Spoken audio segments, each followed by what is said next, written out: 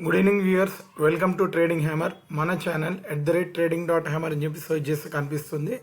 అందరు కూడా తప్పకుండా లైక్, షేర్ అండ్ సబ్స్క్రైబ్ చేసుకోండి. ఒకసారి గ్లోబల్ మార్కెట్స్ ఎలా ఉన్నాయో చూద్దాము.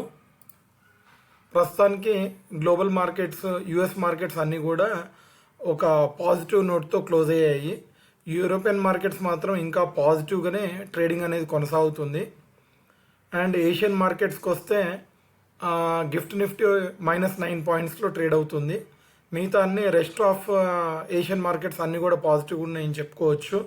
ఒక సెట్ కాంపోజిట్ మాత్రం హార్డ్లీ ఒక slightly negative -5 points, same like gift Nifty లాగా మనది కూడా స్లైట్లీ నెగిటివ్ అని చెప్పొచ్చు, లేదా న్యూట్రల్ అనుకోవచ్చు. 9 పాయింట్స్ నెగిటివ్లో ట్రేడ్ అవుతుంది కాబట్టి మన గిఫ్ట్ నిఫ్టీ వచ్చేసి గుజరాత్ స్టేట్లో ట్రేడింగ్ అనేది జరుగుతూ ఉంటుంది. మిడ్ నైట్ అరౌండ్ 2:45కి ఈ ట్రేడింగ్ సెషన్ అనేది క్లోజ్ అవుతుంది.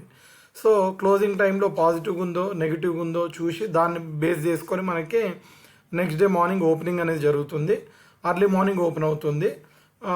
మన ట్రేడింగ్ సెషన్, మన ఇండియన్ మార్కెట్ నిఫ్టీ ఓపెన్ అయ్యేది అరౌండ్ 9:15కి. సో ఆ టైంకి పాజిటివ్గా ఉంటేనేమో గ్యాప్ అప్ వస్తుంది. ఆ టైంకి ఒకవేళ నెగిటివ్గా ట్రేడ్ అవుతుంది అనుకోండి, గ్యాప్ డౌన్ వస్తుంది. మేజర్ రీజన్ అయితే ఇది, గ్యాప్ అప్కి గ్యాప్ డౌన్కి. అండ్ మళ్ళీ ఈ గ్యాప్ అప్కి గ్యాప్ డౌన్కి లాజికల్గా కనుక మాట్లాడుకోవాలంటే మళ్ళీ దాని మీద ఒక వీడియో చేసుకుందాం మనము. దాన్ని బట్టి అసలు గ్యాప్ అప్ ఎందుకు వస్తుంది, గ్యాప్ డౌన్ ఎందుకు వస్తుంది అనేది మనకు ఒక డీటెయిల్ ఐడియా అనేది వస్తుంది. ప్రస్తుతానికి ఒక్కసారి మనము మార్కెట్ మూడ్ ఇండెక్స్ చూద్దాము. ప్రస్తుతానికి ఇదైతే 57.99లో చూపిస్తుంది, మనకి గ్రీడ్లో ఉంది. సో నిన్న క్లోజింగ్తో కంపేర్ చేస్తే కొద్దిగా కిందికి వచ్చిందనే చెప్పుకోవచ్చు. సో ఈ గ్రీడ్ ఇండికేటర్ కూడా కొద్దిగా వెనక్కి వచ్చిందని చెప్పుకోవచ్చు మనము. ఒక్కసారి నిఫ్టీ చూద్దాము. మనం నిన్న ఏం డిస్కస్ చేసాము అండ్ ఏం జరిగింది నిఫ్టీలో. మీరు చూసినట్లయితే నిన్న మనం డిస్కస్ చేసింది ఈ 26,265 పైన క్లోజింగ్ నెగిటివ్గా జరిగింది, దీని కింద జరిగింది 26,265 కింద జరిగింది.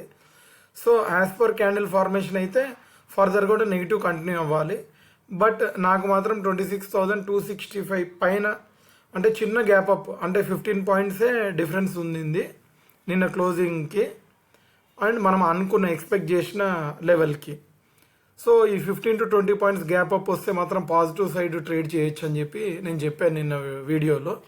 ఇన్ కేస్ 26,265 కింద కనుక ట్రేడ్ జరిగి కిందనే కనుక ఫస్ట్ 15 మినిట్స్ క్యాండిల్ కనుక క్లోజ్ అయితే మళ్ళీ డౌన్ డైరెక్షన్లో కూడా మనము వ్యూ తీసుకోవాల్సి ఉంటుంది. అండ్ డౌన్ సైడ్ డైరెక్షన్ వచ్చేసి అరౌండ్ మీకు 26,170 ఇచ్చాను. సో ఓవరాల్గా క్లోజింగ్ మాత్రం రఫ్గా అదే ఏరియాలో జరిగింది, 26,178. కానీ టెస్ట్ అనేది చాలా కింద లెవెల్ వరకు వెళ్ళింది, అరౌండ్ 26,130 వరకు వెళ్ళింది టెస్టింగ్. 124 అని చెప్పుకోవచ్చు ప్రిసైజ్గా. 26,124 వరకు టెస్ట్ చేసింది. బట్ క్లోజింగ్ మాత్రం మనం అనుకున్న లెవెల్ దగ్గరనే ఆల్మోస్ట్ జరిగింది, 26,170. ±10 పాయింట్స్ ఆర్ ±20 పాయింట్స్ అని చెప్తా ఉంటాను మోస్ట్ ఆఫ్ ది వీడియోస్లో. So 10 to 15 points or 10 to 20 points అనేది ± వేసుకోవాలి. ఓవరాల్గా ఫార్మేషన్ ఆఫ్ ద క్యాండిల్ మాత్రం బోత్ ది సైడ్స్ విక్స్ స్ట్రాంగ్గా ఉన్నాయని చెప్పుకోవచ్చు. బాడీ చాలా చిన్న బాడీ ఫామ్ చేసింది.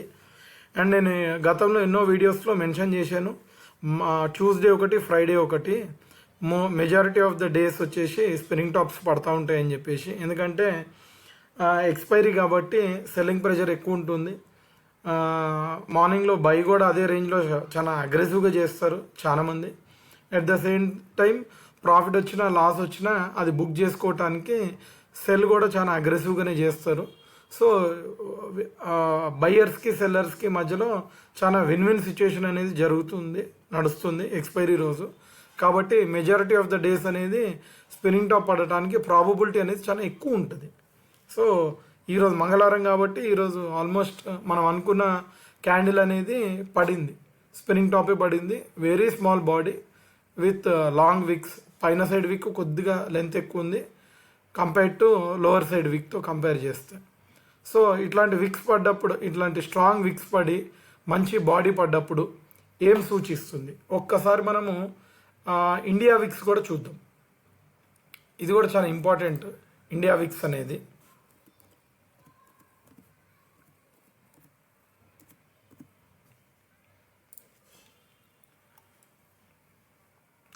ఇండియా విక్స్ ప్రస్తుతానికి ఒక 10 చూపిస్తుంది. 10 ఏం పెద్ద నెగిటివ్ ఏం కాదు. ఒక 1 మంత్ది చూద్దాము. 1 మంత్ చూస్తే కూడా కొద్దిగా విక్స్ అయితే పైకి వచ్చినాయి. బట్ 10 అనేది చాలా నెగ్లిజిబుల్ అనే చెప్పుకోవచ్చు. 1 ఇయర్ గ్రాఫ్ చూస్తే మీకే తెలుస్తుంది. ఒకనొక టైంలో పీక్ కూడా మంచి పీక్స్ టచ్ చేసిన టైమ్స్ కూడా చాలా ఉన్నాయి. 5 ఇయర్స్ హిస్టరీ చూసుకున్నట్లయితే మీకు కనిపిస్తుంది.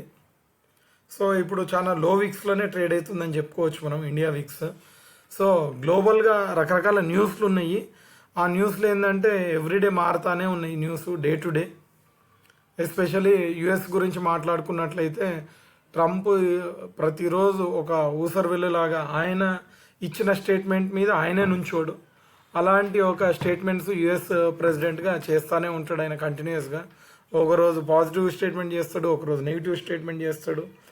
అండ్ వేరే వేరే కంట్రీస్ మీద కంట్రీస్ మధ్యలో యుద్ధ పరిస్థితి ఎప్పటికప్పుడు సద్దుమణిగింది అనుకున్న ప్రతిసారి కూడా ఏదో ఒక చిన్న కార్చిచ్చు లాంటిది, ఏదో ఒక చిన్న స్పార్క్ అనేది వస్తూనే ఉంది ఏదో ఒక 2 or 3 కంట్రీస్ ఇన్ బిట్వీన్లో. సో యుఎస్ చాలా ప్రెషర్లో ఉందని చెప్పుకోవచ్చు. ఇన్ టర్మ్స్ ఆఫ్ గ్రోత్ అయినా సరే, లేకపోతే జాబ్ లాస్ అయినా సరే, దాని ఇంపాక్ట్ ఎంతో కొంత మన ఇండియా మీద కూడా ఉంటుంది. మేజర్గా ఉంటుందని చెప్పాను. బట్ స్టిల్ ఎకానమీ వైజ్ ఎంత స్ట్రాంగ్ ఉన్నా సరే, స్టేబుల్గా ఉన్నా సరే ఇండియా, బట్ ఓవరాల్గా మాత్రం ఐటీ ఎంప్లాయ్మెంట్ కూడా ఇండియాలో యూఎస్కి డిపెండెన్సీ ఎక్కువ కాబట్టి ఒక 20-25% ఇంపాక్ట్ అనేది ఐటీ పరంగా మన ఇండియా మీద డిపెండ్ అయి ఉంది. కాబట్టి మన ఎకానమీ కూడా ఐటీ పరంగా డిపెండ్ అయి ఉంది కాబట్టి కొద్దిగా అరౌండ్ 20 లేదా హయ్యర్ సైడ్ వేసుకుంటే 25, నాట్ మోర్ దెన్ దట్. ఎందుకంటే India is mixed with so many things. So only ఐటీని బేస్ చేసుకొని మనము ఇండియా ఎకానమీని, జీడిపిని డిసైడ్ చేయలేము. సో ఇవన్నీ దృష్టిలో పెట్టుకుంటే ఇండియా విక్స్ ఇప్పుడు ప్రజెంట్ 10.02లో ఉంది. సో ఇదేం పెద్ద విక్స్ ఏం కాదు. అంటే సడన్ ప్యానిక్ ఫాల్స్ రావటానికి వస్తుందా రాదా అనేది ఇండియా విక్స్ని కూడా రిఫరెన్స్గా తీసుకోవచ్చు మనము. ప్రస్తుతానికి ఉన్న ఇండియా విక్స్ అయితే ఇది వెరీ మచ్ నెగ్లిజిబుల్. ఇది ఇంకా మార్కెట్ పైకి వెళ్ళటానికి ఛాన్సెస్ ఉందని చెప్పేసి క్లియర్ ఇండికేషన్ ఇస్తుంది. గ్లోబల్ మార్కెట్స్ కూడా చాలా వెరీ బుల్లిష్ అనే మెజారిటీ ఆఫ్ ద మార్కెట్స్ చూపిస్తున్నాయి మనకి ప్రస్తుతానికి చార్ట్స్లో.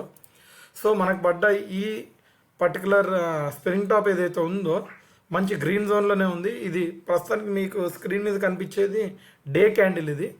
అండ్ ఈ చార్ట్ ఏదైతే ఉందో ఇది ఫిబొనాకీ రిట్రేస్మెంట్ చార్ట్ అంటాం మనము. ఈ ఫిబొనాకీ రిట్రేస్మెంట్ చార్ట్లో గ్రీన్లో ఉంది. సో మళ్ళీ పైకి వెళ్ళడానికి, బౌన్స్ అవ్వడానికి ఛాన్సెస్ చాలా ఎక్కువ ఉన్నాయి. అండ్ ఒక మంచి సాలిడ్ రెడ్ క్యాండిల్ పడి దాని తర్వాత ఒక స్ప్రింగ్ టాప్ పడింది. అండ్ ఒక మంచి ప్రీవియస్గా ఒక 2 days బ్యాక్ ఒక బుల్ క్యాండిల్ పడ్డది ఈ జోన్కి వచ్చినప్పుడు. సేమ్ జోన్కి వచ్చి ఒక స్ప్రింగ్ టాప్ ఫామ్ చేసింది కాబట్టి ఇక్కడ బయ్యర్స్ ఉన్నారని చెప్పేసి మనం స్ట్రాంగ్గా బిలీవ్ చేయొచ్చు. రేపటి క్యాండిల్ అనేది సేమ్ జోన్నే మనం కన్సిడర్ చేసుకోవాలి. ఎందుకంటే చాలా వాలటిలిటీ అనేది క్రియేట్ చేసింది మార్కెట్ ఈరోజు ట్రేడింగ్ సెషన్లో. అరౌండ్ 26,124 నుంచి హై వచ్చేసి 26,273. సో చాలా మంచి రేంజ్ ఇది. సో ఇదే రేంజ్ని మనము కన్సిడరేషన్లోకి తీసుకొని రేపటి ట్రేడింగ్ సెషన్కి మనము మ్యాక్స్ టు మ్యాక్స్ 26,150ని సపోర్ట్గా పెట్టుకోవాలి. మనము 26,150ని సపోర్ట్ జోన్గా పెట్టుకొని, అండ్ రెసిస్టెన్స్ జోన్ అనేది 26,265. కానీ ఒకవేళ సాలిడ్గా బ్రేక్అవుట్ ఇచ్చి దీనిపైన కనుక క్లోజ్ అయితే ఫర్దర్ ట్రేడింగ్ సెషన్కి, అంటే day after tomorrow and further trading సెషన్కి అది పాజిటివ్ ఫ్యాక్టర్ అవుతుంది మనకి. సో ఓవరాల్గా రేంజ్ అనేది మాత్రం 26,150 లోయర్ సైడ్, అప్పర్ సైడ్ వచ్చేసి 26,265 నుంచి, అండ్ దానికంటే పైకి కూడా వెళ్ళటానికి ఛాన్సెస్ ఉన్నాయి. లైక్ 26,002. ఒక్క నిమిషం, ఒకసారి వీక్లీ క్యాండిల్ కూడా చూసుకుందాం. వీక్లీ క్యాండిల్ ఏం చెప్తుందో ఒకసారి చూద్దాము. వీక్లీ క్యాండిల్ కూడా ప్రస్తుతానికి ఒక నెగిటివ్ ఫ్యాక్టర్ని ఇండికేట్ చేస్తుంది మనకైతే. సో 26,265నే మనం చూసుకోవాలి. ఒక ప్లస్ ఆర్ మైనస్ 20 పాయింట్స్ పైన కనుక క్లోజ్ అయితే ఫర్దర్ ట్రేడింగ్ సెషన్కి అది పాజిటివ్గా మనకి మారుతుంది, కన్వర్ట్ అవుతుంది. సో రేంజ్ మాత్రం నేను చేంజ్ చేయదలుచుకోలేదు. 26,150 అనేది సపోర్ట్గా ఉంటుంది అండ్ 26,265 అనేది టార్గెట్గా ఉంటుంది. ఒక 20 పాయింట్స్ పైన కనుక క్లోజ్ అయితే మాత్రం పాజిటివ్గా కన్వర్ట్ అవుతుంది ఫర్దర్ ట్రేడింగ్ సెషన్కి. ఇంతటితో మన నిఫ్టీ 50 అనాలిసిస్ వీడియో ఎండ్ చేస్తున్నాను. అందరూ కూడా మన ఛానల్కి తప్పకుండా లైక్, షేర్ అండ్ సబ్స్క్రైబ్ చేసుకోండి. Good night and take care friends.